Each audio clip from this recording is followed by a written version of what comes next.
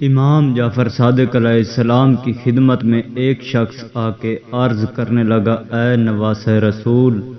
وہ کون سا عمل ہے جسے کرنے کے بعد انسان کی قبر میں ایسا عذاب آتا ہے جس کی کوئی مثال نہیں؟ اتنا کہنا تھا نواسہ رسول امام جعفر صادق علیہ السلام نے فرمایا، اے شخص یاد رکھنا،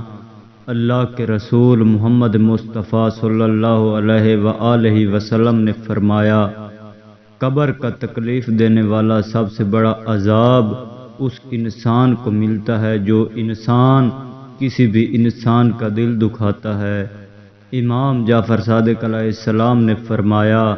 یاد رکھنا، اللہ کے نزدیک سب سے بدترین عمل یہ ہے،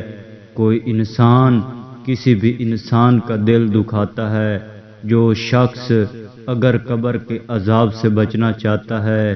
اللہ کی خاص رحمت حاصل کرنا چاہتا ہے، تو اپنے آپ سے وعدہ کر لو کہ اپنی زبان اور اپنے ہاتھوں سے کسی بھی انسان کو تکلیف نہیں دوں گا۔